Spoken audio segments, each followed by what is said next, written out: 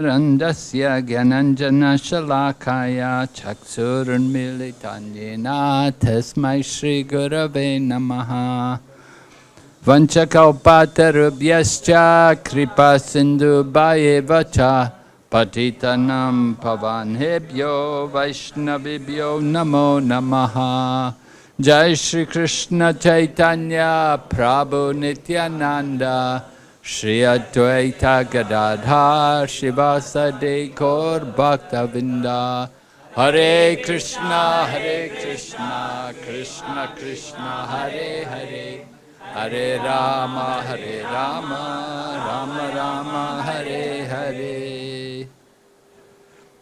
So we're continuing to read Upadeshamrita. Now today we're going to begin text number 3.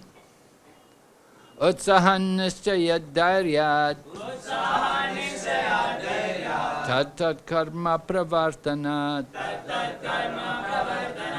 sangatyagat sato vrite shadbhi bhakti prasidyati. Utsahan, by enthusiasm. Nischayat, by confidence. Dhairyat, by patience. Tat karma, various activities favorable. Various activities favorable for devotional service. Pravartanat, by performing. Sangatyagat, by giving up the association of non-devotees. Sati, Sata, by the great previous acharyas.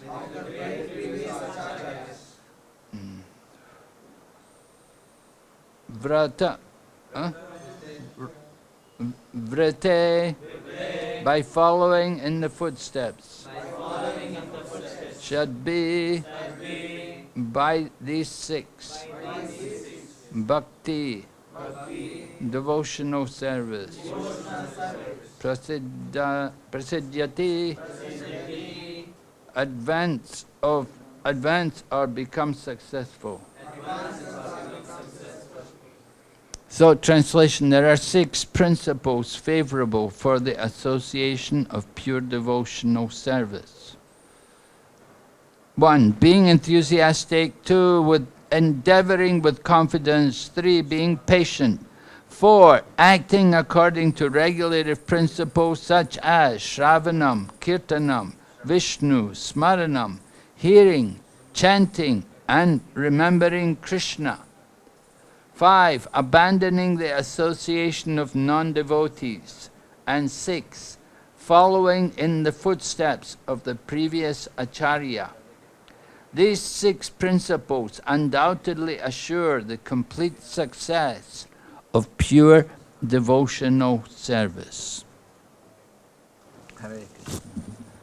So we heard in the first verse about controlling the senses and becoming a spiritual teacher, taking disciples.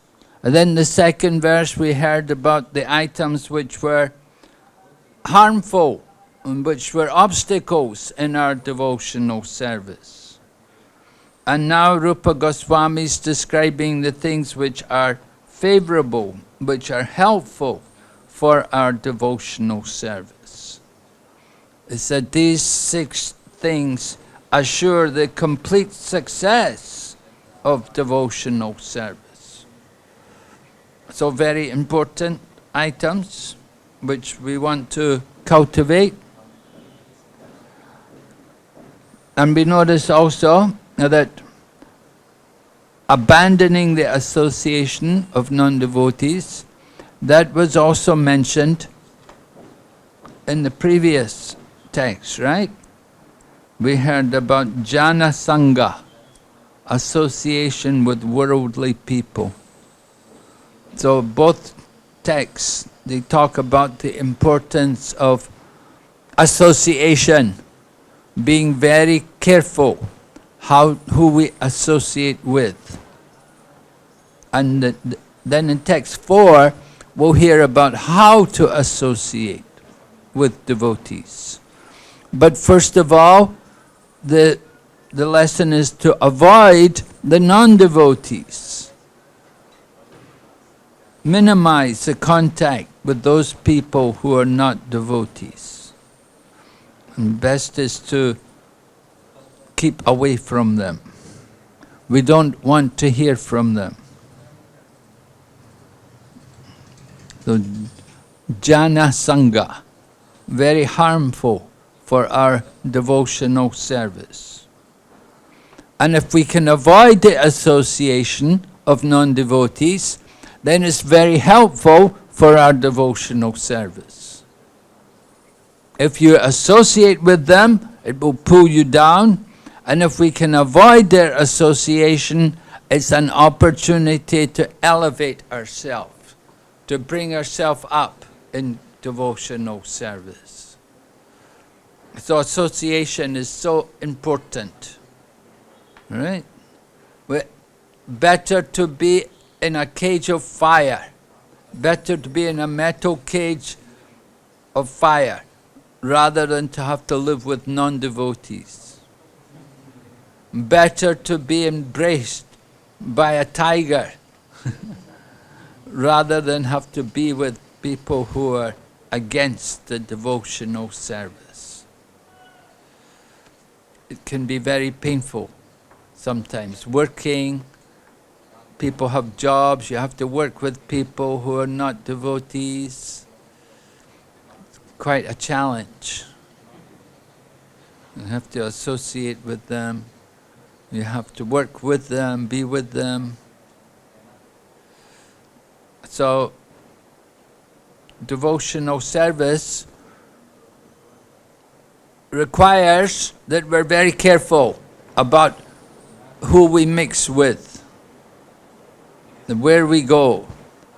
Even the devotees were in Vrindavan, and Prabhupada was very concerned. Where are the devotees? If they were not in the temple, where are they? What are they doing? Prabhupada didn't like that devotees would just go out and go around and visit different temples. He said, we have our temple. Better you stay here in our temple. You don't need to go to all these other temples. Of course, sometimes we go just for the sake of seeing the deity there in these temples. But we have to be careful. Sometimes you go to these temples and they see people coming there. Naturally, they'll talk to you. Where are you from? What are you doing? All of this. They want to cultivate devotees. And Prabhupada saw sometimes devotees would leave ISKCON and go to his godbrothers' temples, go into the Gaudiya Mat or something. So that was very discouraging for Prabhupada. He didn't like to see that we work so hard to bring people to Krishna consciousness. We bring them to Krishna consciousness, and then something after they come to Krishna consciousness, then they go to some other temple. And he thought that's a great waste of our energy. We spend so much time and we shed so much blood to make a devotee, to bring someone into Krishna consciousness. And after they come, if they go away and join some other temple, then it's a great waste of our energy. And naturally we feel very discouraged, disappointed. So Prabhupada wants us, we come to ISKCON, he wanted us to be chaste, to stay in the Krishna consciousness movement. Don't go here and there.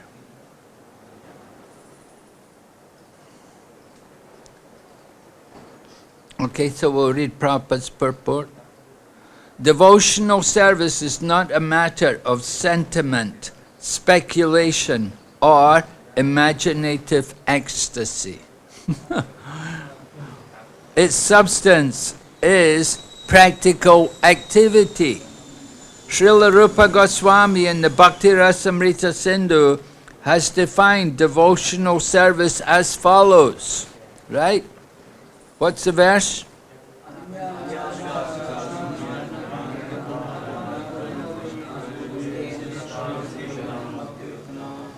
Right. Uttama Bhakti, or unalloyed devotion unto the Supreme Personality of Godhead, Sri Krishna, involves the rendering of devotional service in a way that is favorable to the Lord. Right? What are some examples of people doing service to Krishna which is unfavorable? Who is doing unfavorable service? Kamsa, huh? Sishupal. These people, right. They're also remembering Krishna, or they're talking about Krishna, but Sishupal's very envious, and Kamsa, he's always wanting to kill Krishna. And so they're always thinking of Krishna, but they're thinking of him in a negative manner, not in a favorable manner. So devotional service should be favorable. This devotional service should be free from any extraneous motive and devoid of fruitive karma, impersonal jnana, and all other selfish desires. So this is pure devotional service. No desire for gain, right? Prabhupada said devotional service means finish up your business. In business we look for something, to get something. But devotional service is not a business. We simply work for the pleasure of Krishna. And we don't even desire liberation. And Lord Chaitanya also teaches us not to desire liberation, right? What's the verse? Right. Lord Chaitanya in Shikshastikam said, I don't want wealth. So he doesn't want any gain, he doesn't want followers, he doesn't want to be glorified, praised by nice songs.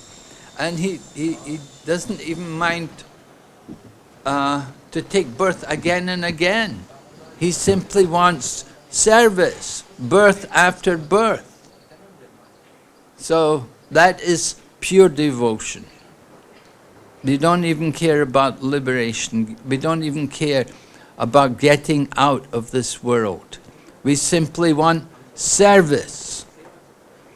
And if we have service to Krishna, then we're not in this world. So this is the idea, to think about giving service to Krishna. And that is actual liberation. That is not in the material world. So bhakti is a sort of cultivation.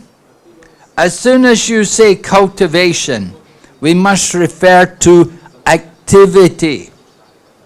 Cultivation of spirituality does not mean sitting down idly for meditation, as some pseudo-yogis do.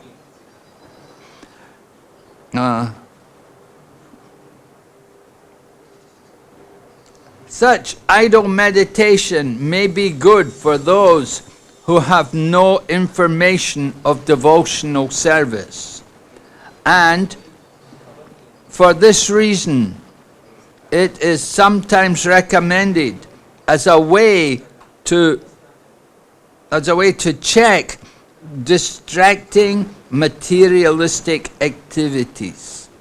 Meditation means stopping all nonsensical activities, at least for the time being.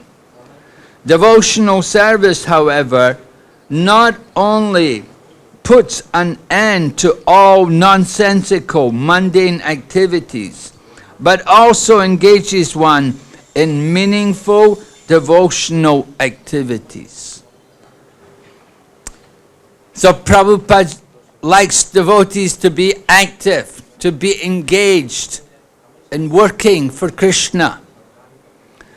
Tamal Krishna Goswami told us, he said, when Prabhupada would come, Prabhupada would want to know, how many books have you distributed? How many devotees have you made? How many properties have you acquired? And if you say, oh Prabhupada, we're just here, we're just thinking of Krishna.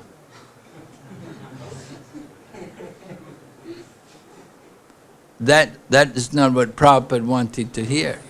Prabhupada wanted results. He wanted to see results. And results are there when we say, how many books have you distributed? How many devotees have you made? And how many properties have you got? That is a sign that the preaching is healthy. If you say, oh, we're so happy here thinking of Krishna.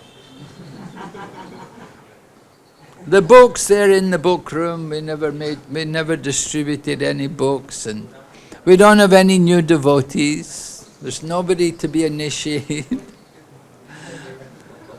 And we don't have any new properties. We're just maintaining, and we're so happy here thinking of Krishna. That is not devotion. No, Prabhupada wants results. And he pushed. Prabhupada pushed devotees to get results. And that was why after Prabhupada left, the devotees who came after Prabhupada, they pushed. Right? That Prabhupada said this is like a train, you know. The engine starts and it pulls one carriage. And the one carriage gets connected to another carriage. And in this way, the big line of carriages are all being pulled. And so the initial Acharya, the founder, Srila Prabhupada, started this Krishna consciousness movement, and he gave the initial push to get things going. And so long as you keep it going, it's not so difficult. But if you stop, then it becomes difficult to start again. That's a danger. We have to watch out for that. Once the train stops, then it has to start again. It takes so much energy to get started again. But if you keep it going, just like Indian Railways, right? The train comes late. But they have a saying in the Indian Railways, keep the wheels rolling. Even they don't go very fast, you keep the wheels going. Because if they stop, then it's a big effort to get it going again. The arrow has to go forward. If the arrow is not going forward, we'll go down. Krishna consciousness is like that. We have to be going forward. We have to be advancing, increasing, doing more, expanding. If we're not, if we're just maintaining, we just go down. You can't just maintain. So this is why Prabhupada was pushing. Keep the wheels rolling. Keep going. Always trying to expand, trying to do more for the service of Krishna. So devotional service is not idle. Some people, they think, oh, I will become a devotee, I'll have a nice place to eat and sleep. And they become a devotee and we say, okay, here's a book bag. Go out and distribute books. And they say, oh, no, I just want to eat and sleep. Then you came to the wrong place, right? Go to the forest. You just want to eat and sleep. Go and live in the forest. But the Krishna consciousness movement, I was saying this morning, Prabhupada's temple is a base for the army to go out and fight Maya. Not a place for just eating and sleeping. Sometimes people come to Krishna consciousness. If they don't have the desire to do service, then they won't find any pleasure in the Krishna consciousness movement. If they just want to be here, and like they have these other temples there, they have one person there, do the puja, ring the bell, and he sit during the day. He'll just sit and read a book, But they don't do they don't have any preaching program. They're not going out. They're not meeting the public. They're not going forward. They're just sitting and waiting. But we go out to bring the people, to find them, to bring them to Krishna. And Prabhupada taught us, devotees of Krishna are everywhere.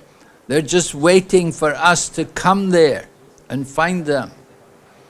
We have to get them and engage them in Krishna's service. So, devotional service means activity, keeping ourselves active. 24 hours, right? Mahatmanas tumam parta devim or satatam kirtayanto mam yatanta. The Mahatmas, they're always doing something. They're always chanting the glories of Krishna. They're endeavoring with determination. They're bowing before the Lord. They're always engaged in devotional service. That is devotee, that is Mahatma. They keep themselves active in the service of Krishna. And if we're not serving Krishna, we become idle, then the Maya comes. Like Srila Bhaktisiddhanta Saraswati was concerned about his Gaudiya mat. That the devotees were only thinking, I will have this room, I will be comfortable here, this will be a good room for me. They were not thinking about going out and preaching. Bhaktisiddhanta Saraswati would come to their temple and he would see how much money they had and he would spend it all. He would put on a pandal or an exhibition of Lord Chaitanya's pastimes. And the devotees would say, oh, Guru Maharaj, you're spending all the money. And he would say, yes. Now you have to go out and preach. So you just have, if we have money, we think, oh, it's okay, we have money, we don't need to worry. We have our prasadam, we don't need to go out. But when there's a need, then you... So he would do like that. He liked to come and spend the money. Then the devotees have to go out and work and make more money for Krishna. So activities, all for Krishna's pleasure. So Sri Prahlad Maharaj recommends Shravanam Kirtan Vishnu,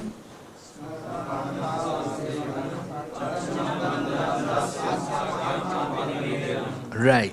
The 9 processes of devotional service are as follows.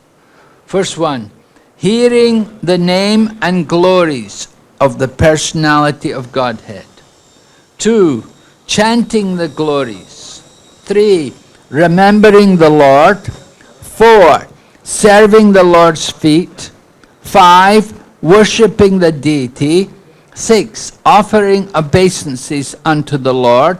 7, acting as the Lord's servant. 8, making friends with the Lord. 9, surrendering oneself fully to the Lord. Now sometimes it's said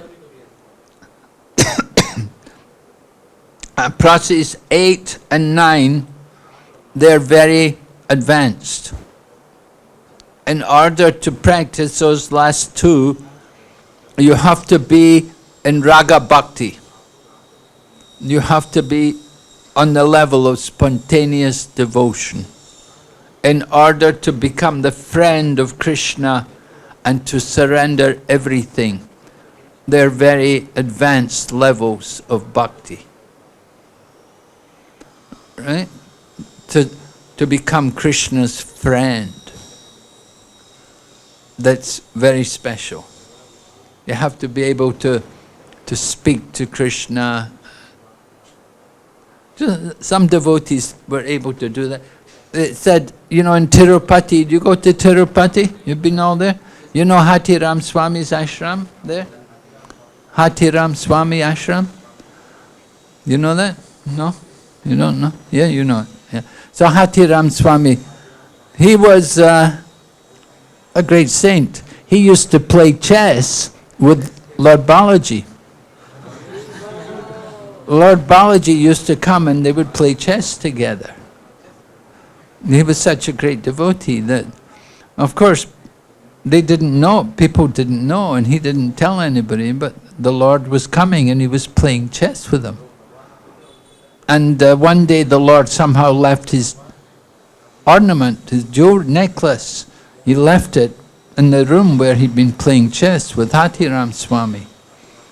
And when they were looking for the necklace and they found it in his room, they thought he had stolen it from the Lord. And so and he was telling him, no. He was telling him, the Lord comes here. He plays chess, we play chess together. You know, they're like friends, you know. So he had that rasa. Of course, they didn't believe him, and he had to prove it to them. And what happened? They put some sugar cane or something, and in the night the elephant came and ate all the sugar cane or something. And somehow there's some pastime anyway takes place that he proved to the people that the Lord actually came there and played chess with them. And so even today, they make the Mangal Arti sweet for the Lord. Their ashram have that service for Lord Balaji. They cook the milk sweet which is offered at Mangal Arti every day. Anyway, he was a friend, just like Arjuna was a friend with Krishna. So this Hatiram Swami, he was a friend with Lord Balaji. But that's very rare, very uncommon to be Krishna's friend.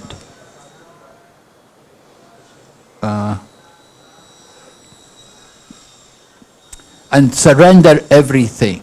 That is also very, very difficult. To give up everything. Like Bali Maharaj gave up everything. And he had a lot.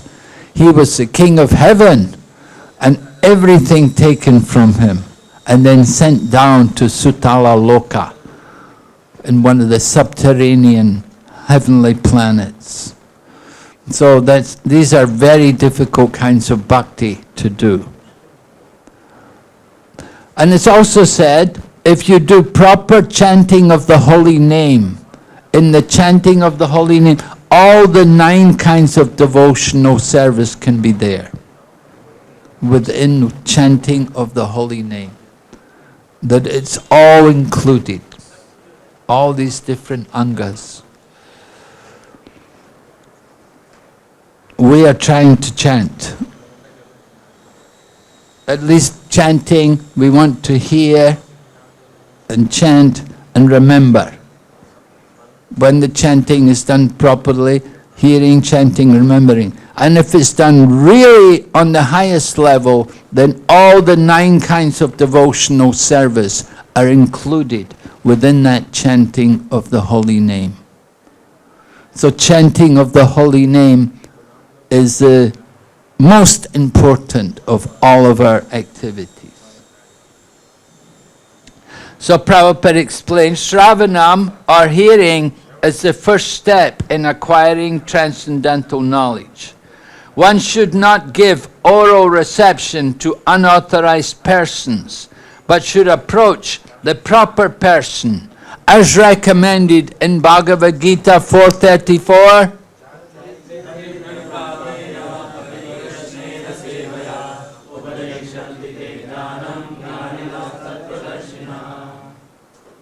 Translation: just try to learn the truth by inquire from him submissively. The self-realized soul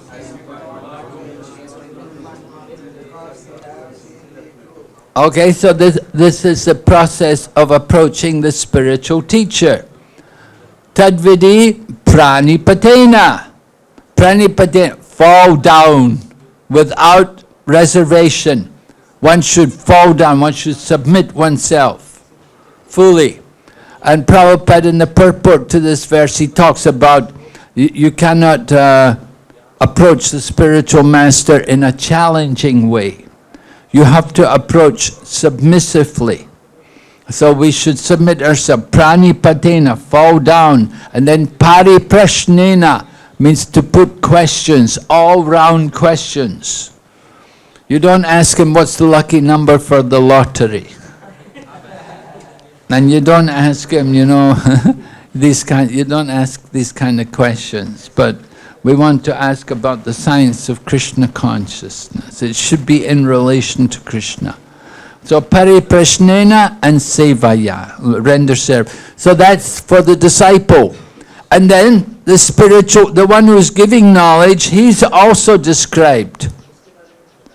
Jnaninas tatvanarshana. Right? That he knows the truth. He's seen the truth and he can explain it also.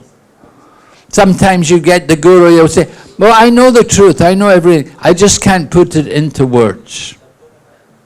So you can't put it into words, you're not going to be able to teach anything. You don't know anything, you can't explain anything. They say, I know everything, I just can't put it into words. So what's the good? Now they have to know, they have to have seen the truth. Not only have they seen the truth, but they can reveal it to others also. So that is the qualification of the Tattvadashi, one who knows the truth. That he's seen the truth and he can show us also the truth. So both the disciple and the spiritual teacher, their qualities are described in that verse.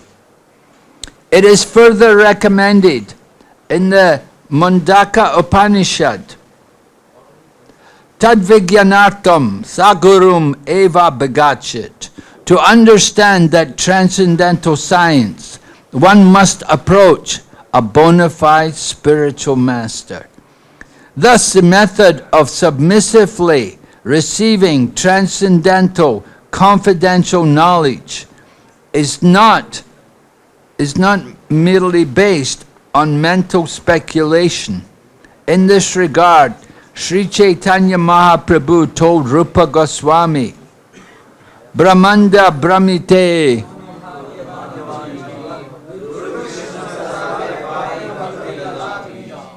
In the course of traveling the universal creation of Brahma,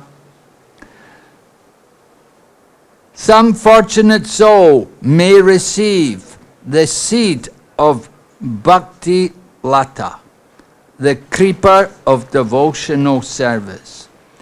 This is all by the grace of Guru and Krishna.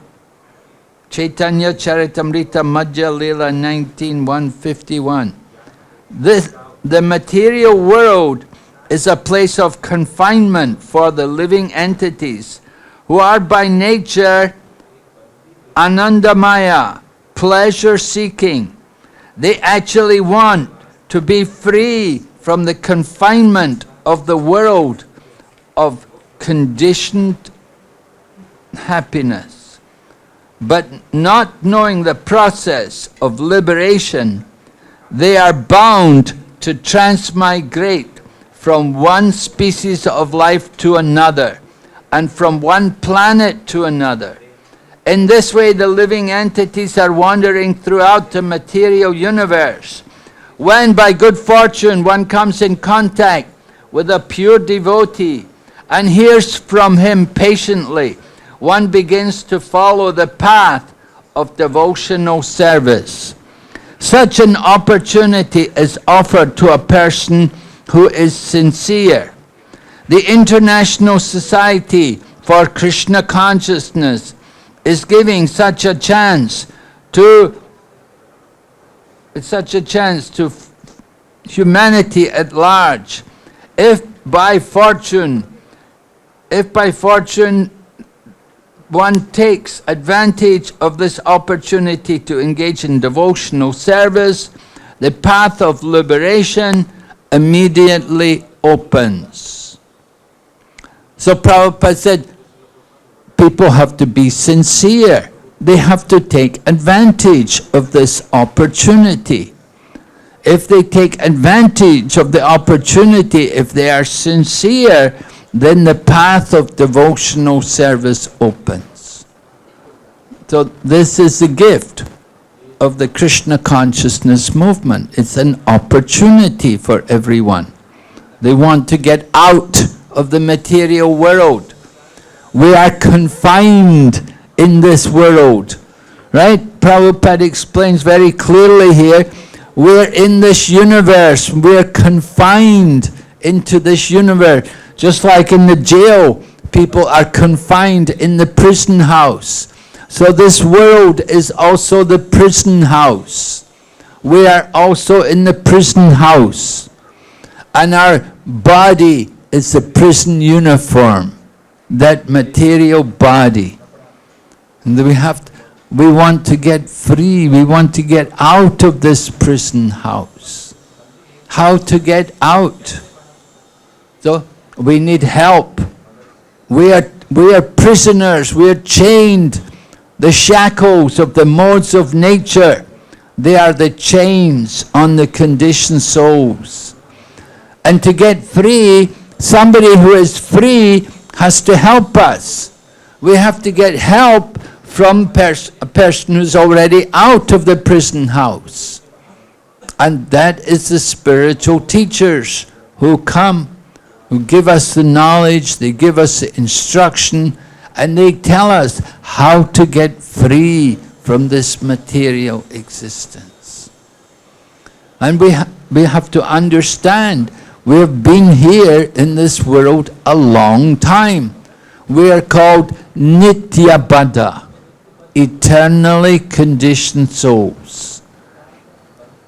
Nitya, not in the sense that we are eternally conditioned souls, but in the sense that we've been here a very long time.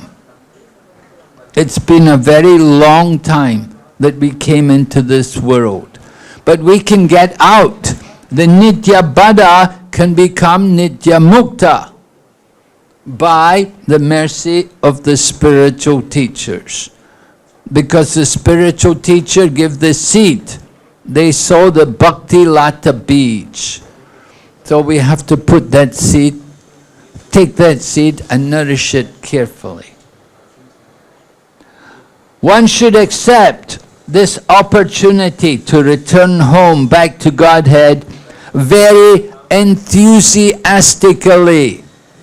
Without enthusiasm, one cannot be successful. Even in the material world, one has to be very enthusiastic in his particular field of activity in order to become successful. A student businessman, artist, or anyone else who wants success in his line must be enthusiastic. Similarly, one has to be very enthusiastic in devotional service. Enthusiasm means action, but action for whom? The answer is that one should always act for Krishna. Krishnartha, what is it? Krishnartha Akila Cheta.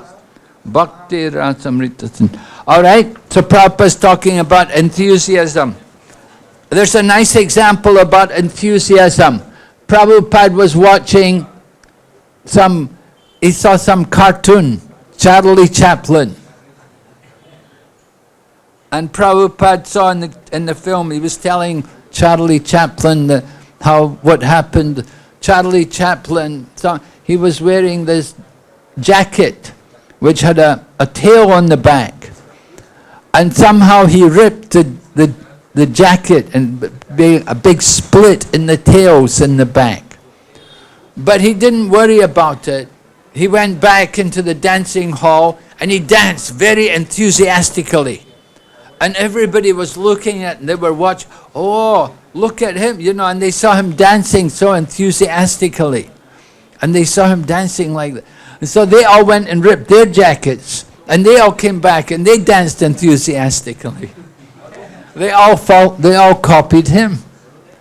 And Prabhupada told the devotees, when the first devotees, the three householder couples, Shyam Sundar and Guru Das and Makunda with their wives, they were coming to the UK to bring Krishna consciousness.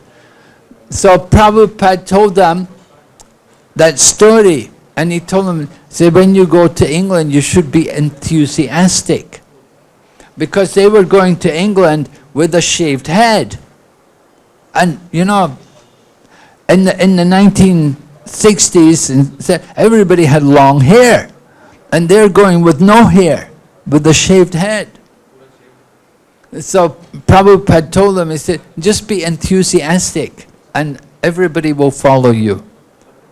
And so it happened, that musician, the Englishman, that George Harrison, he was very, very famous. He was very famous. The Beatles were very, very famous. The whole world knew about them. So Shyam Sundar, sometimes he said he would walk in the street with George Harrison. They'd be walking together. And George Harrison would say to him, he said, you're the only person who I walk with. He said, more people look at you than look at me. He's very, very famous. Usually, he's always with people, everybody noticing me. People look at George Harrison, very famous, big name. But when he would be with the Shyam Sundar, more people will look at Shyam Sundar than look at George Harrison. So he was surprised like that. So they took advantage of that because they were different from everybody else. But they were more enthusiastic. And that enthusiasm, that is a very contagious thing. It's very important. When we distribute books, to be enthusiastic is very important. To give the book to people, you want people to get the book. If you're enthusiastic about it, people want to know, what is this book? This man's so enthusiastic about it, The people are surprised. So, how to be enthusiastic? By being enthusiastic. You just have to be enthusiastic. Associate with people who are enthusiastic. If they are enthusiastic, you also become enthusiastic.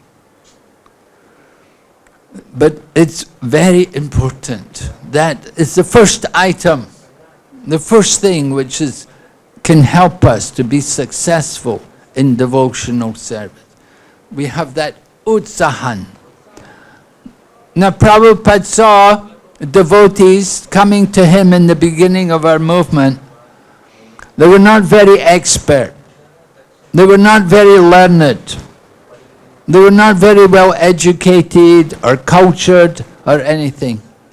But they had one quality, enthusiasm. Whatever Prabhupada would ask them to do, they'd be very enthusiastic to do it. So that's a very important quality. Sometimes people, I can't do it just now. Wait, I'll do it in the future. Put off, they try to delay everything, postpone everything. No, give me more time. I need to think about it. That kind of mood. To always be hesitating and reluctant. But devotee, enthusiastic. Whatever Prabhupada wants, yes, let's do it. Let's go and do it. And you could see what they did, how Prabhupada sent people around the world. You go there, Upendra went to Australia, no books, nothing. Nowadays, if you want to open a temple, you want to go somewhere to preach, you have facilities. But Prabhupada was sending people, no books, no instruments hardly knew anything, but sending them to the other side of the world to open a temple. And they did it. They got people to join them. It's amazing how much success they got. Why did they get that success? Simply because of their enthusiasm and their faith in Guru and Krishna. Because they had so much faith in Guru and Krishna and their enthusiasm to go.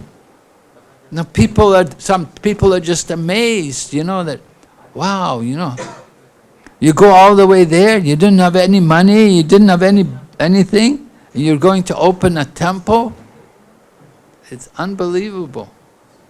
Prabhupada, he's coming from India. He's a senior man. Of course, he had a lot of knowledge, he's well prepared. But you've got these young devotees. They've been devotees 2 years. In 2 years, what do you know? It was just the beginning of our movement. They didn't know very much. But somehow they had that faith, they had that enthusiasm. So that's very, very important. You have to have that kind of confidence, the enthusiasm, to go there and do. Okay.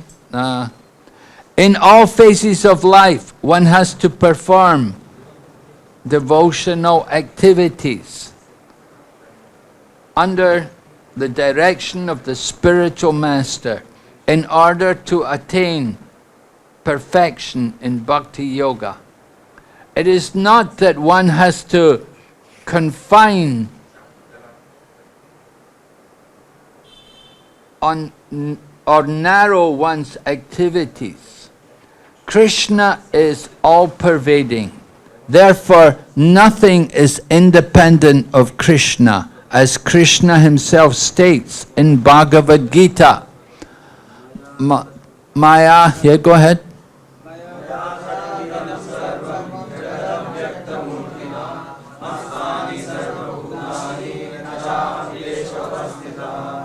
By me, in my unmanifested form, the avyakta murtina, right? Mayata tamidam sarvam jagad avyakta murtina. So Krishna is saying, by me in my unmanifested form, in my avyakta murtina, this entire universe is pervaded. All beings are in me, but I am not in them. Under the direction of the bona fide spiritual master, one has to make everything favorable for Krishna's service. For example, at present, we are using a dictaphone. The materialist who invented this mundane machine intended it for businessmen or writers of mundane subject matters. He certainly never thought of using the dictaphone in God's service. But we are using the dictaphone to write Krishna-conscious literature. Of course, the manufacturer of the dictaphone is wholly within the energy of Krishna. All the purity of the all the parts of the instrument, including the electronic functions, are made from different combinations and interactions of the 5 basic types of material element, namely Bhumi, Jata, Agni, Vayu and Akash. The inventor used the brain to make this complicated machine, and his brain as well as the ingredients were supplied by Krishna. According to the statement of Krishna, Matstani Sarva Bhutani, everything is depending on my energy. Thus the devotee can understand that since nothing is independent of Krishna's energy, everything should be dovetailed in his service. So Prabhupada's explaining this philosophical point, that everything belongs to Krishna. Everything is his energy. And because it's his energy, it's all meant to be used in his service. Of course, that same point comes up again in the 5th chapter in the peace formula. Peace formula?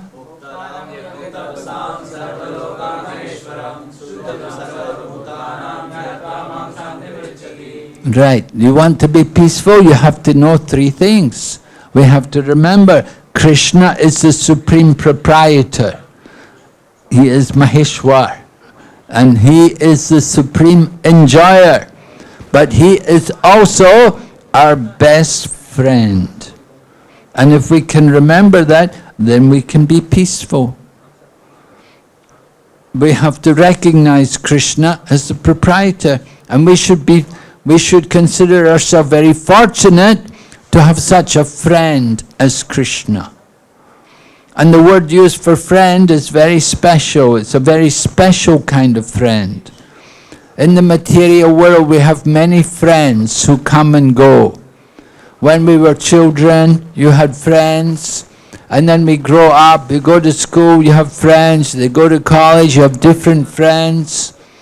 And then you get a job, you have different friends. And then you get married, you have different friends. But there's one friend who's always with us all the time. And that is Krishna. Suridam Sarvabhutanam. The best friend of all living. The problem is we have forgotten him. We're not taking care of him. It's like that story about that man who had 4 wives, right? Do you know that story about the man with the 4 wives? The first wife, you know, he liked her very much. He spent all his time and all his money on the first wife. She was the young wife, you know. So he spent a lot of time, a lot of money on her. And then the second wife, she was also good. And she would help in the business, and he liked her, she was useful. And then the third wife, she was okay, she always helped around the house, and she was good with the family and so on, take care of the family affairs and the home and everything. But the fourth wife, he didn't care about her, like the oldest wife, too old, they like men like the young woman, like Dasarath, he liked Kaikeya, Kaikeya is a young wife. Goshalya, she's the older wife. So like that, this was the scene in Ayodhya. So this man had 4 wives. But then he found out he's got a disease, going to die very soon. So he comes to the first wife, the young wife, who he spent all his time and money on.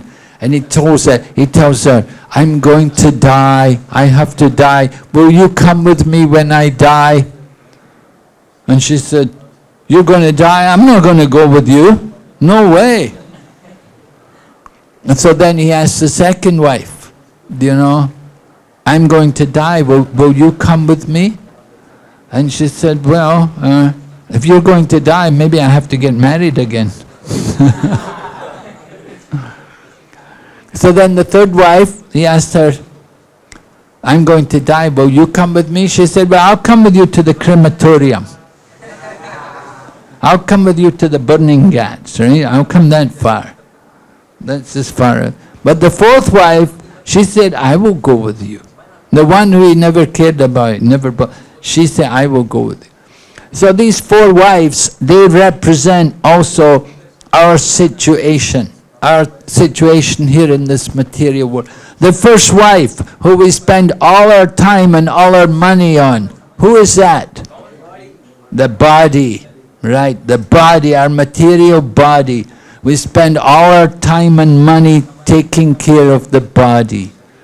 You look at the shops, they're all for the skin and for the hair. Most of the shops, it's all decorating the skin and the hair.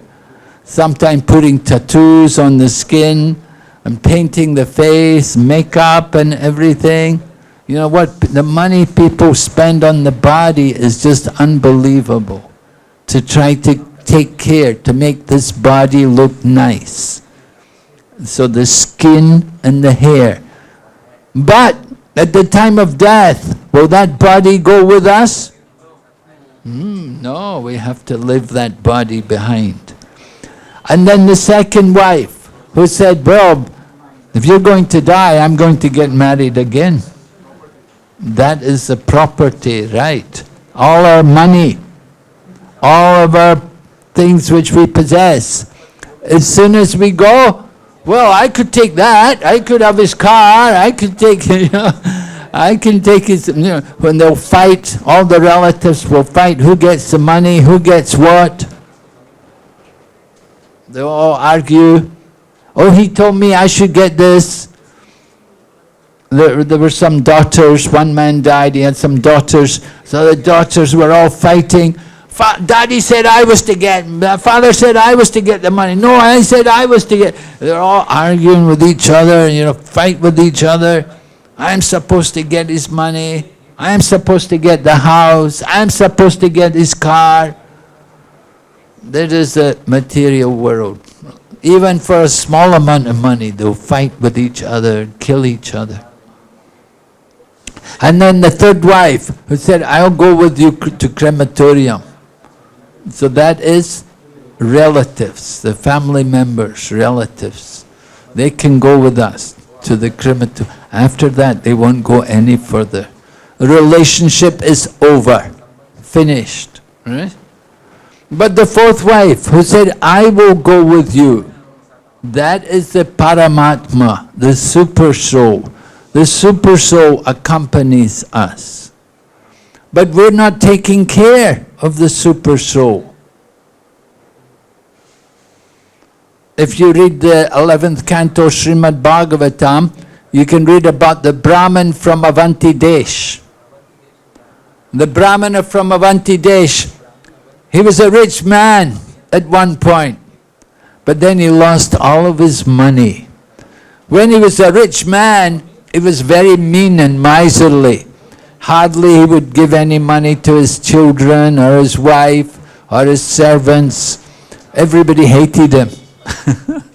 He was a rich man, but he was miser. So then, he lost all of his money. And when he lost all of his money, then everybody rejected him. Nobody wanted anything to do with him.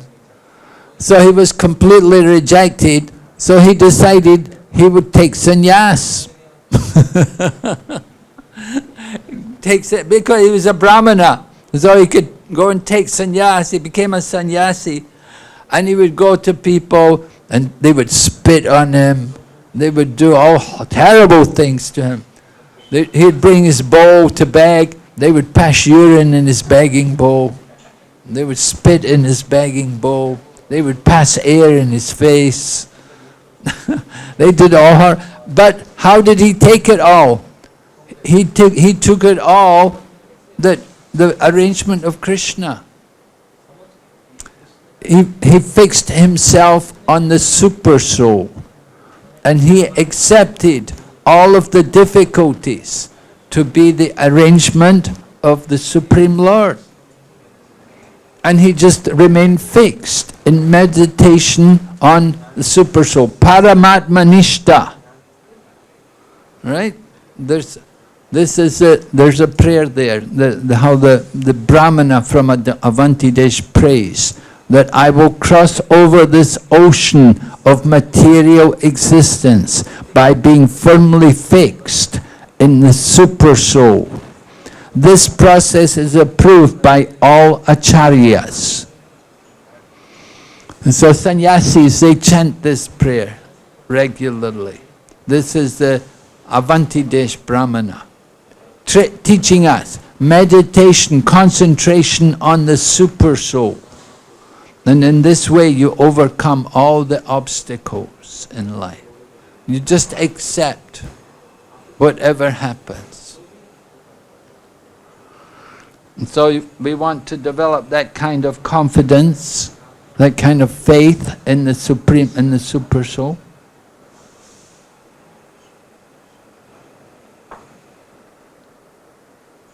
Okay, where are we? We were talking about the... Oh yeah. Did we read that, endeavor? Okay, we have to read that. Thank you, yes. This is an important point. Endeavor executed with intelligence in Krishna consciousness is called utsahan, or enthusiasm.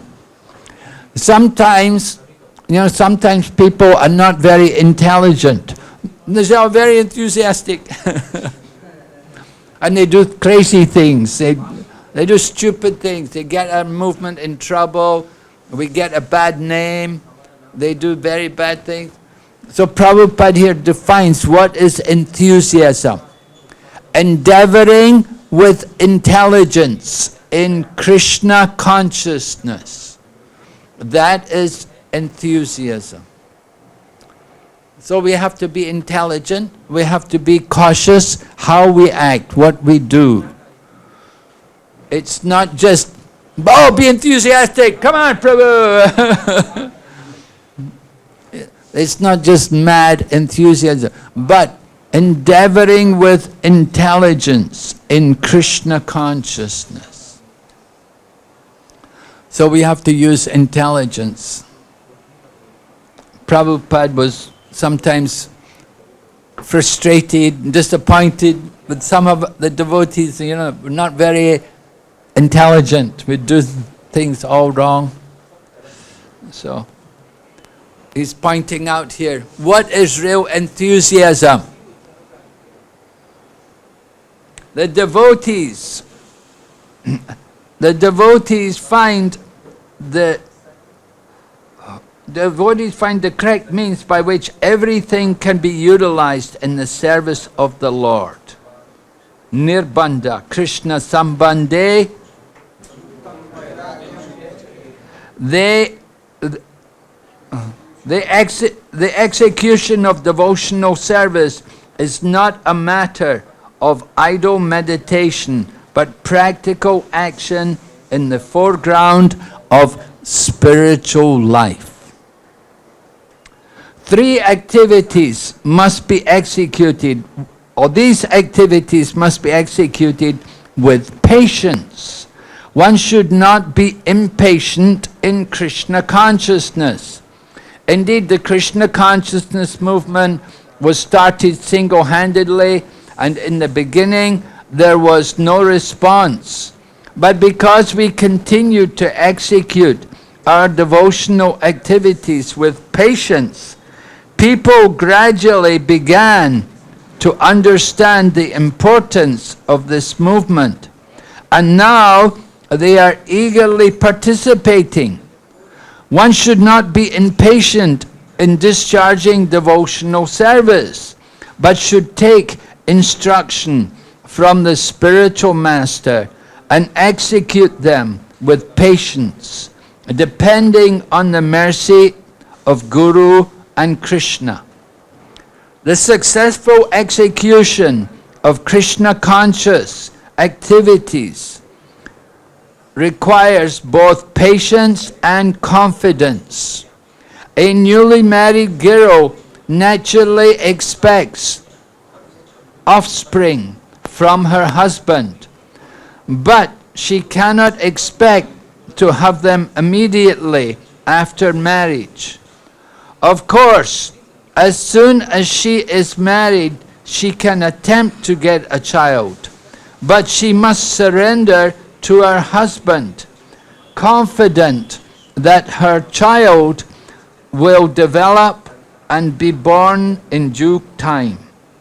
Similarly, in devotional service, surrender means that one has to become confident.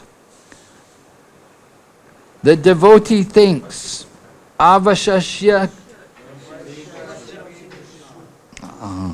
Krishna will surely protect me and give me help from the successful execution of devotional service. This is called confidence. So sometimes people are too patient. You can be too patient, you know. Some people are too enthusiastic. Some people are too patient. You can't be too patient. Just like people say, oh, let's go out and preach, so let's have oh, just be patient, oh, in the future we'll do it, give time, be patient. You cannot just simply be patient all the time. Some patience is required, but not too much. Try to be too patient, that is also not good. So everything has to be balanced. So patience, endeavoring, at the same time depending on Krishna, that Krishna will give me protection.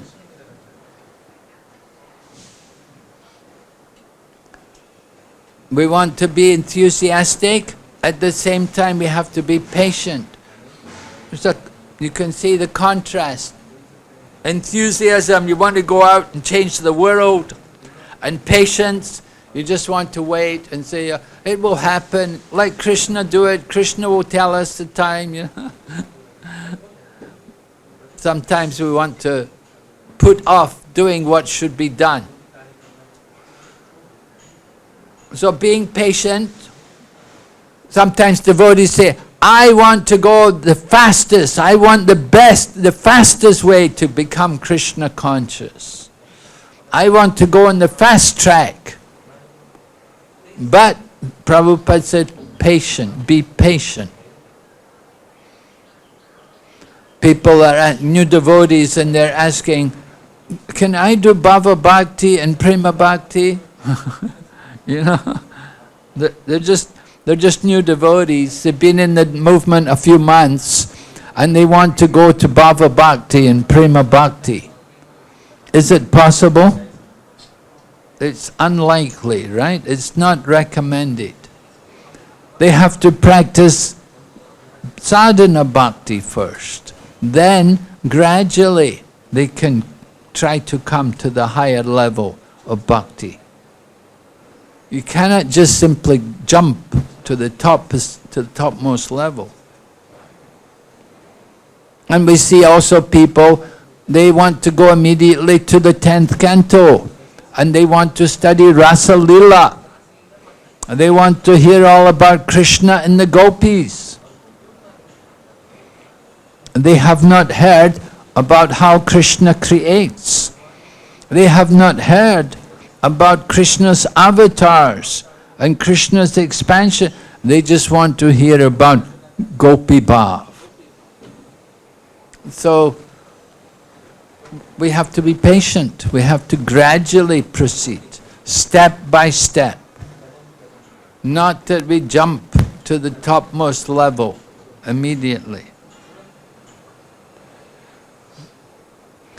So enthusiasm is good, Enthusiasm means endeavoring. What? And what's the definition of enthusiasm? Endeavoring with intelligence in Krishna consciousness. That is real intelligence. Alright? And then, as already explained, one should not be idle, but should be very enthusiastic about executing the regulative principles. Tat tat karma pravartanat. Neglect of the regulative principles will destroy devotional service. In the Krishna consciousness movement, there are 4 basic regulative principles. Forbidding illicit sex, meat eating, gambling, and intoxication. A devotee must be very enthusiastic about following these principles. If he becomes slack in following any of them, his progress will certainly be checked. Srila Rupa Goswami therefore recommends tat tat karma pravartanat. One must strictly follow the regulative principles of Vaidhi Bhakti. In addition to these 4 prohibitions, yama, there are positive regulative principles, niyama, such as the daily chanting of 16 rounds of japa mala beads. These regulative activities must be faithfully performed with enthusiasm. This is called tat tat karma pravartanat, or varied engagement in devotional service. So sometimes people say, why 4 principles? Oh, it's so difficult, 4 principles. We should just have 3 principles. If there were only 3 principles, then we can have many devotees. Right? People say like that. They say, why 4 principles? We should just have 3 principles. Make it 3. It will be easier to make devotees. We'll have many, many devotees. So what's the problem? Why don't we just have 3? Why 4 principles? Yeah? What's the reason? Why we have to have 4 principles? Why not just 3? Because that makes us human. Huh? That distinguishes us from animals to humans.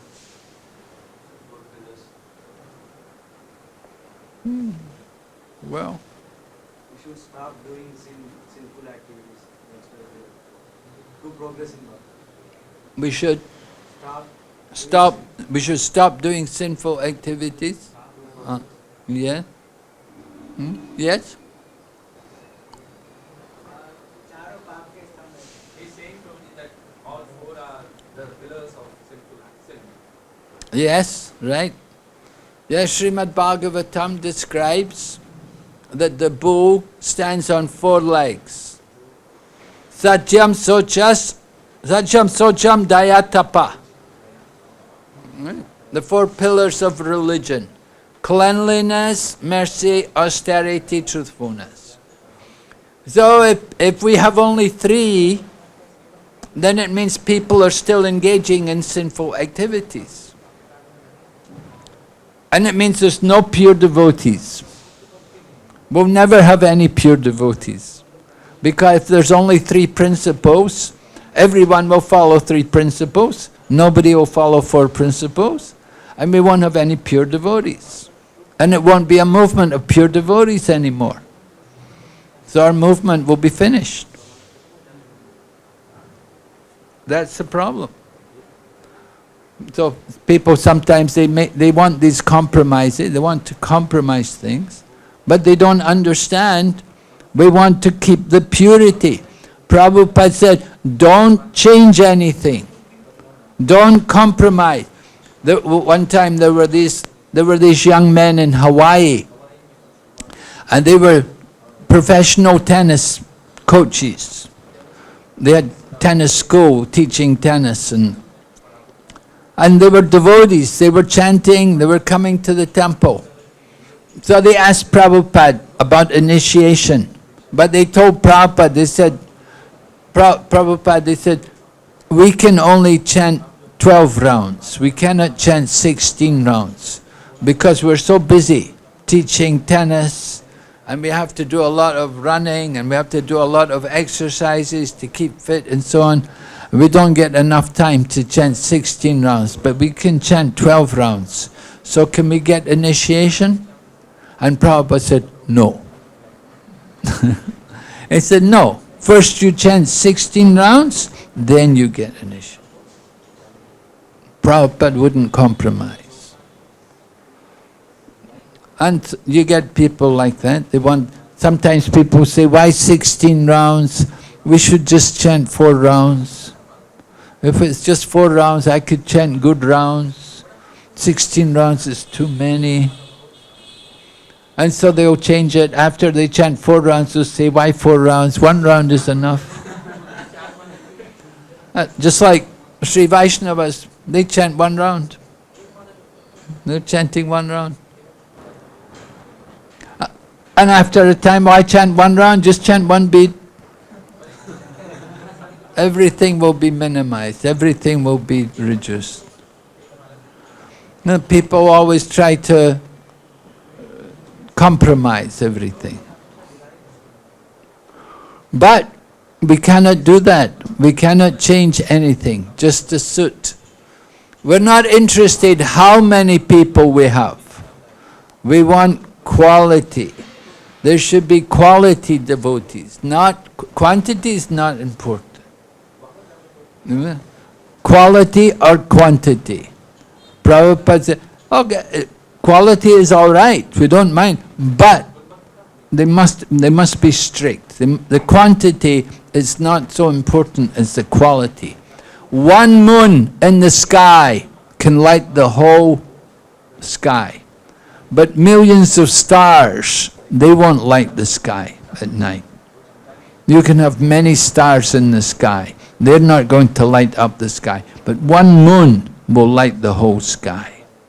So 1 pure devotee, he can change the whole planet. But if you have a lot of people who are not following, who don't chant much rounds, and they don't follow 4 principles, you won't get anything, no result. Just people will have a bad impression about Krishna consciousness. So we're quite strict about these things. Tat tat karma pravartanat. Following the regulative principles like hearing and chanting. Very important.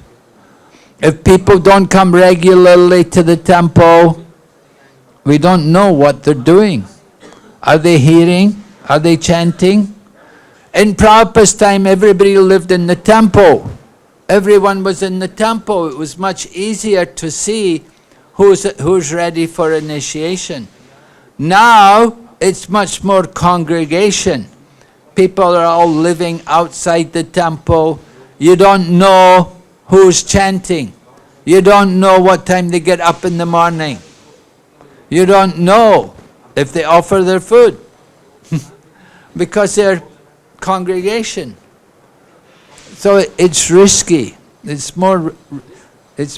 You don't know who's actually genuine. They may be, just like Prabhupada said. He never lived in the temple. Prabhupada was also congregation. He lived outside the temple, but he was very strict. So some people may be very strict, more strict than the people in the temple. We don't know. But Rupa Goswami is telling us what's the standard. You have to be regularly hearing and chanting.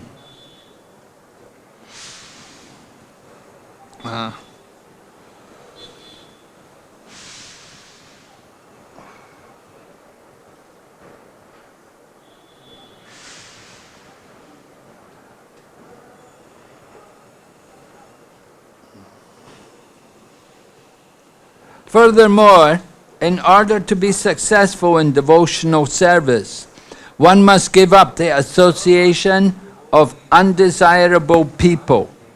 This includes karmis, jnanis, yogis, and other non-devotees.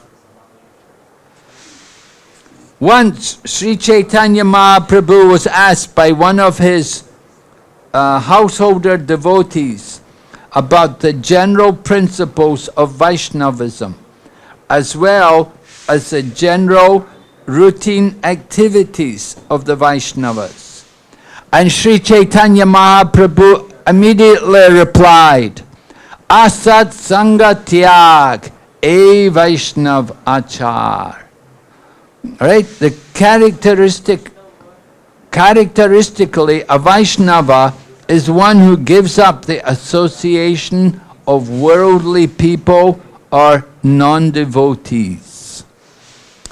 So that's a nice pastime.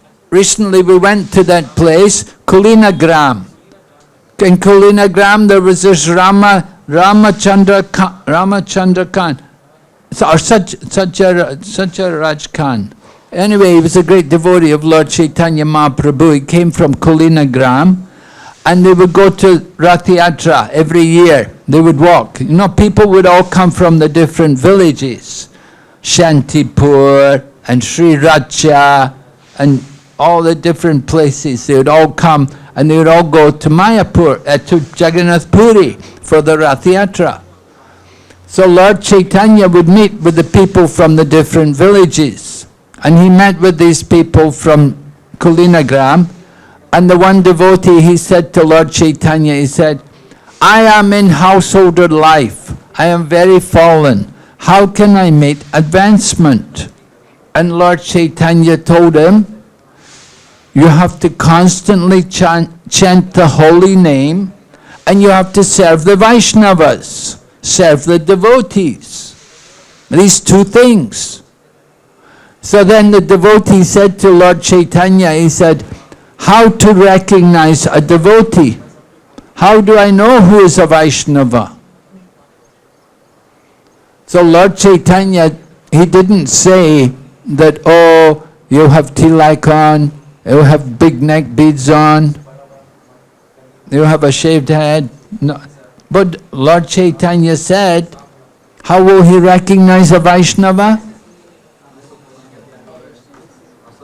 Huh? What did you say? Asat Sanga Tyag. He gives up the association. Yeah, that's right. That's one qualification of a devotee. That's right. He chants the Hare Krishna mantra. Each year the devotee came there to Lord Chaitanya and he was asking him how to recognize a Vaishnava. The first time Lord Chaitanya said, anybody who chants the holy name one time, he's considered a devotee. And then the next year, he came again. And he asked the same question to Lord Chaitanya. How to recognize a Vaishnava?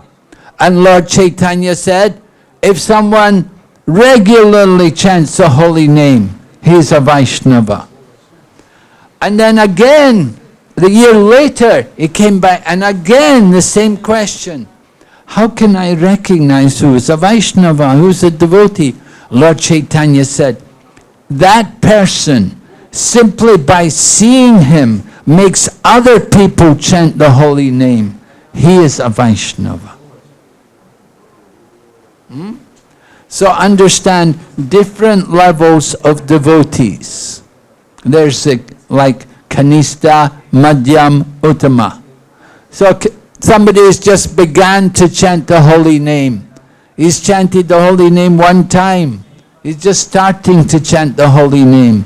He's a devotee, but he's on the lower level. And somebody else is chanting regularly. He's more like the Madhyama devotee. He's chanting regularly. Every day he's chanting his rounds. He does his chanting. Madhyama Adik. And somebody else is Uttama. Simply you see him and he makes everybody chant the holy name. So these are different levels of devotees. In this way, Lord Chaitanya explained how to recognize a devotee. But Prabhupada is quoting this particular point, which was also made by Lord Chaitanya. Asat sangatyag e Vaishnava. E Vaishnavacha. Stri sanga ekasadu Krishna bhakti ara. Lord Chaitanya said like that the qualification of a devotee is he will give up the association of the asat. We do satsang, we have satsanga, association with the eternal. But we have to give up the asat sangha. Give up the asat sangha tyag. Give up the asat sangha. Means association with the material. No more Bollywood movies. No bar. No club. None of these nonsense things, right? We give up the asat. That is the qualification, the characteristic of a devotee. And Stri Sangha, Ekasadu Krishna Bhakti Ara. That he doesn't associate with the opposite sex, and he doesn't associate with people who are fond of indulging in association with the opposite sex either. Womenizers. He doesn't associate with women, and he doesn't associate with people who are womenizers. We avoid that kind of person. So this is a characteristic of the devotee. Srila Narottam Das Thakur has therefore recommended Tandara Charana Seva Bhakta Sanivas. One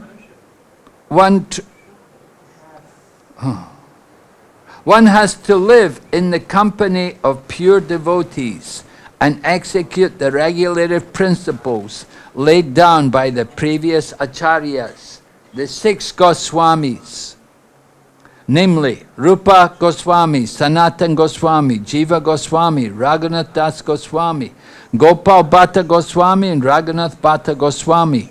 If one lives in the association of devotees, there is little chance of associating with non-devotees. The International Society for Krishna Consciousness is opening many centers, just like in Attapur, to invite people to live in the company of devotees and practice the regulative principles of spiritual life. Association, again. So, avoid the association of the Janasanga, the materialistic people. Generally, you know, like people see you're a devotee and they don't want to associate with you anymore. Your old friends, the people who were with you maybe before you became a devotee, that when they see you become a devotee, they think, oh, they don't bother. Even the family, sometimes the family, they don't want to be bothered. You know, you become a devotee. Sometimes people will they will tell their mother and father, you want to, because sometimes mother and father will say, come see me, come home, come and see the family.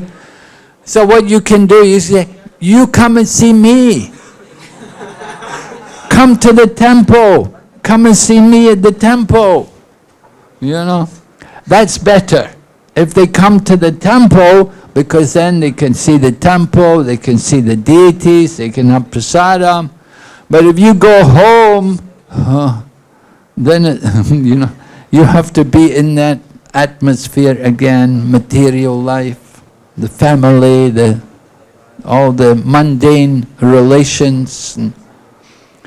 Sometimes people also, they'll tell, when you come home, you know, in the West, we would often go for Sankirtan and we would wear wigs.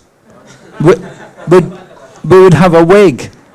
we'd put a wig on, because if you have a shaved head, people think weird, young people with shaved head. So we'd put a wig on and karmic clothes, and we'd go and like, so the family will say, when you come home, wear your wig. Because they don't like to see you with a shaved head. They don't like. The mother's thinking, oh, my son used to have such nice hair.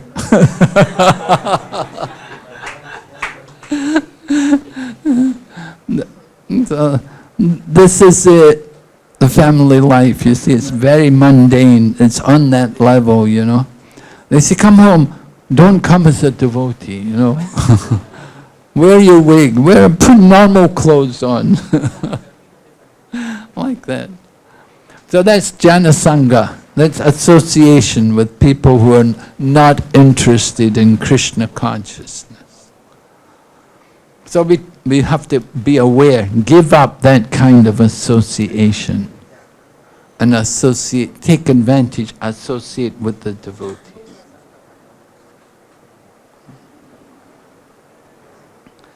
Devotional service means transcendental activities. On the transcendental platform, there is no contamination by the three modes of material nature. This is called Vishuddha Sattva, the platform of pure goodness, or goodness free from contamination by the qualities of passion and ignorance.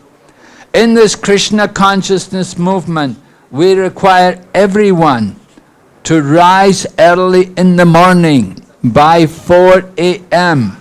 and attend Mongol Aarti or morning worship, then read Srimad Bhagavatam, perform kirtan, and so forth.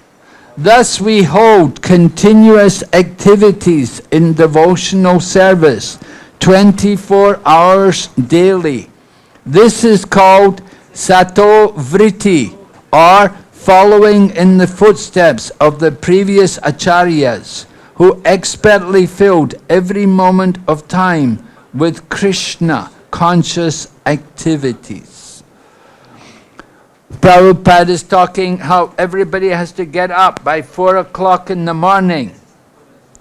Waking up early. Prabhupada would often write letters to the devotees. Devotees may be somewhere opening a center somewhere, and they would write to Prabhupada, and Prabhupada would say, I hope you're getting up early and keeping the regular program. Even if you're not staying in the temple, still you would want to wake up 4 o'clock in the morning. Just like devotees when you go traveling, right? When you go in your vehicles, you're traveling, book distribute, you want to get up early in the morning. Must be up before 4 o'clock in the morning. That's important. We don't sleep late. Materialistic people, they sleep late. But devotees, we wake up early to bed, early to rise. Makes a man. And Prabhupada said, it is a fact. It is a fact. If you follow that program, that you'll be healthy, you'll be wealthy, you'll be wise. It's a good program to practice that like that. So, some devotees even wake up very early. I heard in Pune, sometimes you go to Pune temple, and they're already up and chanted the rounds before Mongol Aarti, and they even have a class before Mongol Aarti. I have one class before Mongol Aarti. I don't know. I haven't been there for a long time to Pune. I haven't seen the new temple, but I heard like that. They have that eagerness, they're so eager. They want to wake up and do their chanting and then hearing and studying scriptures. So, that kind of enthusiasm, very helpful for spiritual advancement. So eager to hear. Right? The sages at Naimisharanya, Sonaka Rishi is describing, we're eager to hear. They're very eager. So that eagerness to hear, that is very important. So waking up early in the morning. If we get up early and go to Mangal Arti, our day is auspicious. If you don't go to Mangal Arti, the day is inauspicious. And Prabhupada spoke about that J.K. Singania in Kanpur. If you don't come to Mangal Arti, I don't know about Mangal Arti, but the Singania family, they have a deity in their home, and the joint family, all living together. So everyone in the family have to go and see the deity every day. And if they don't go to see the deity, they get fined. And the pujari will say, oh, you did not come yesterday, you have to pay the fine. And they'll say, oh yes, all right, here, take the money. They'll give the money. So Prabhupada, the same way, he said the same way in our Krishna consciousness movement, he was in Los Angeles at the time, he said, everyone who doesn't come to Mangal Arti, there is a fine. And the fine is, you have to distribute one Krishna book. Krishna book, that was the popular book to distribute. So he said, that's a fine. You go and distribute one Krishna book. So like that. Keep ourselves Krishna conscious. So following the regulative principle, wake up early. Some people wake up early and then go to sleep quick again. They get up and then go back to sleep. And so we have to want to stay awake. Some people, now they have online everything. They watch the Mangal Arti online. And they lay in their bed and watch Mangal Arti. They didn't even get up. They didn't take bath or anything. Watching everything online. So ideally we should wake up and take bath, get refreshed. Okay, any questions?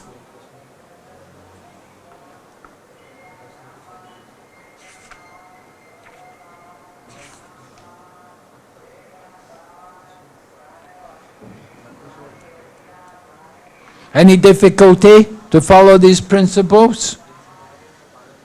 Yes, Prabhu? In the beginning you mentioned that if sometimes we meet devotees and devotees go to another temple, then we really feel sad.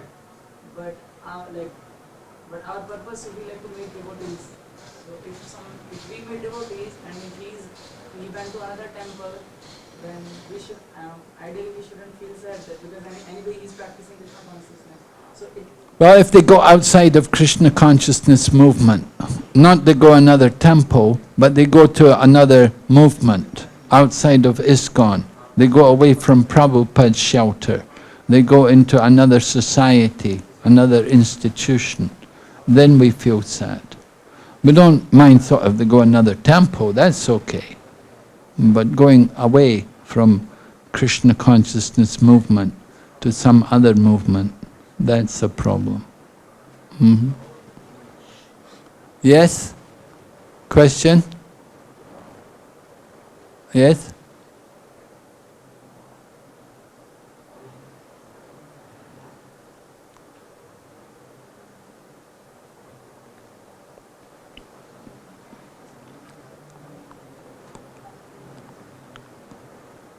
Maharaj, he has a doubt. In between, you were saying that some people were saying that why to follow four principles? Why can't you just follow three principles, three rules? So he is asking, what are those three rules that they wanted to follow? And what was the fourth one that they never wanted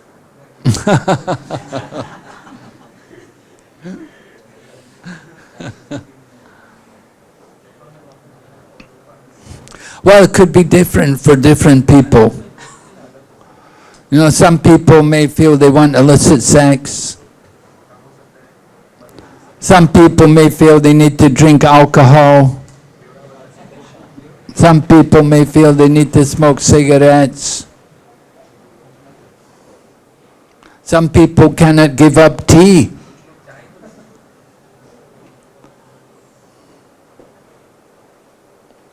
So, we have four principles.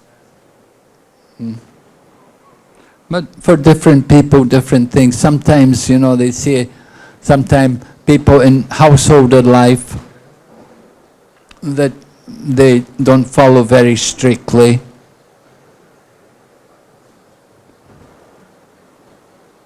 But it's different in different situations.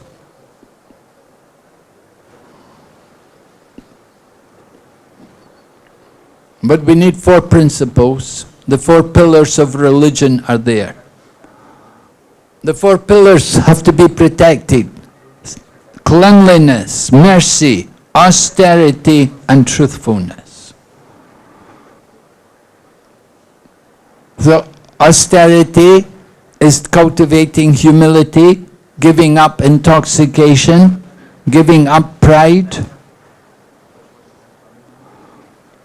Cleanliness is destroyed by illicit connection with the opposite sex. And we can associate with the opposite sex subtly and grossly. So both are prohibited. And then mercy is destroyed by killing the animals, not respecting other forms of life. And truthfulness is destroyed by gambling and lying propaganda. So we follow 4 principles.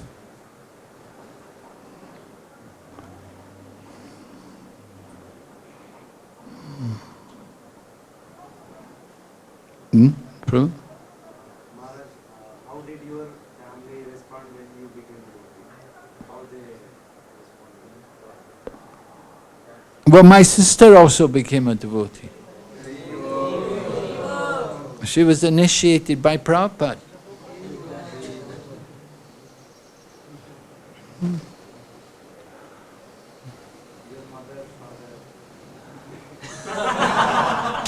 Oh, my mother and father.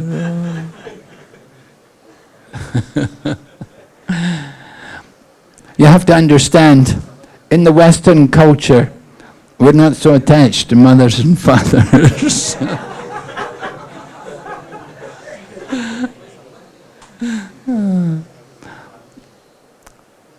We usually leave home quite early. We're quite independent.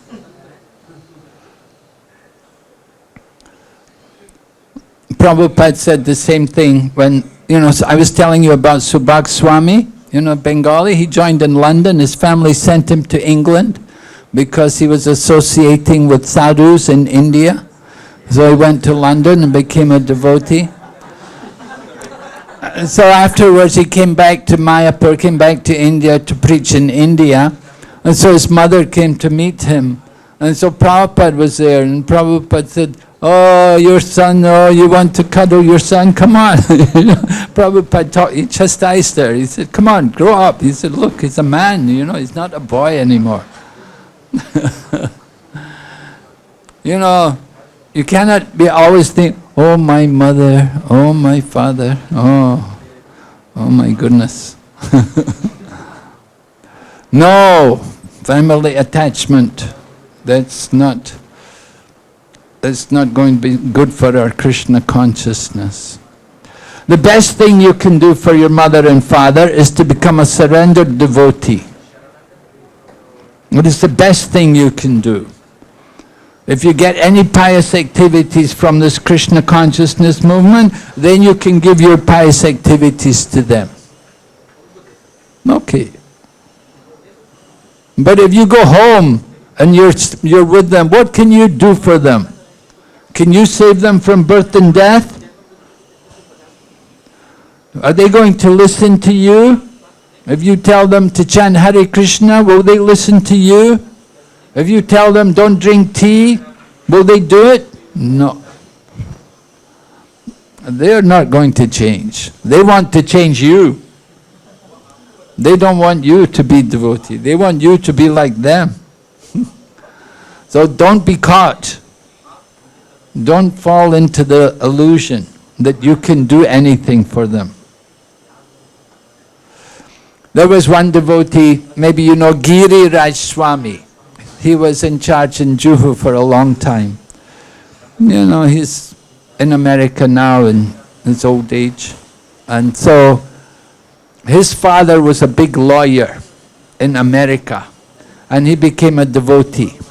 And he came to India very early on. The first group of devotees to come to India, they all came 1969, 70, they came to India.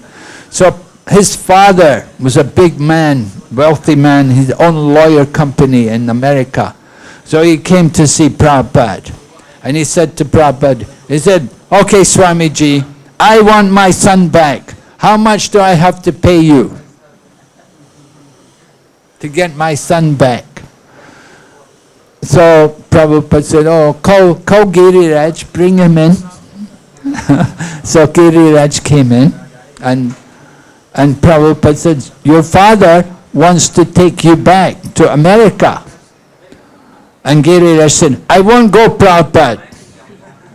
I'm not going to go. He said, my mother and father, they always argue and fight with each other and quarrel. And my sister, she just flirts around with so many boyfriends. And she goes drinking and everything. I'm not going back to that life again. So Prabhupada looked at his father and said, he doesn't want to go. What can I do?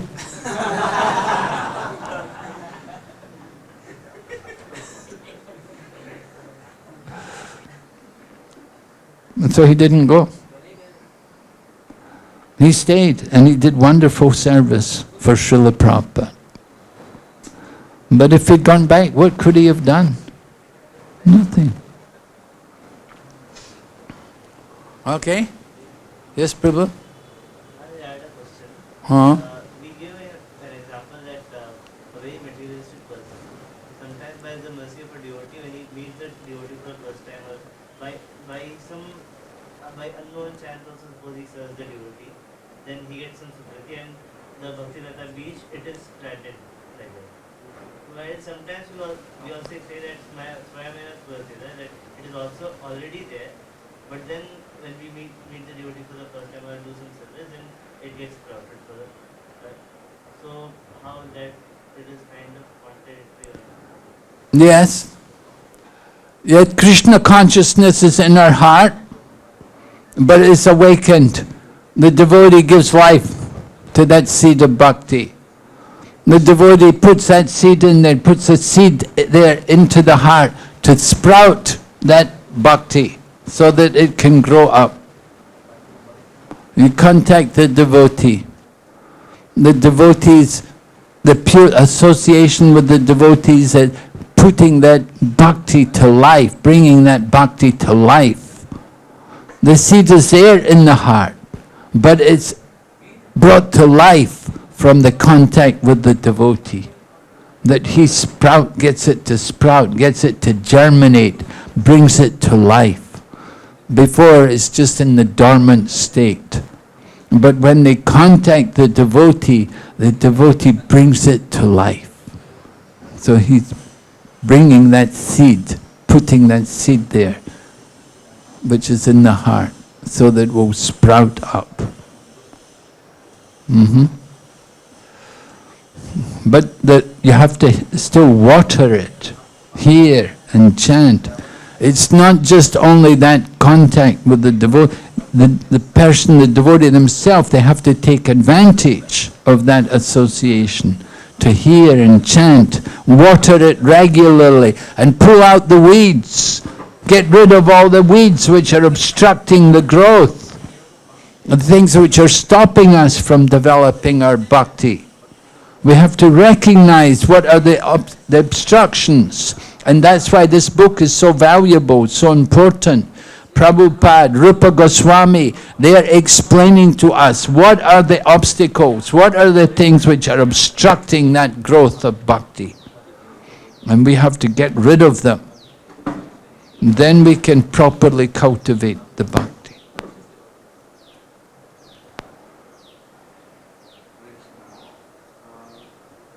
Sometimes we may have to listen to non-devotees because we are discussing about even when we want to preach, we may have to listen them, their story they will tell Maharaj.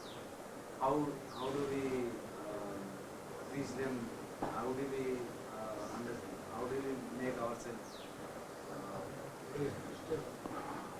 Well, you have to see, is he going to buy the book or not?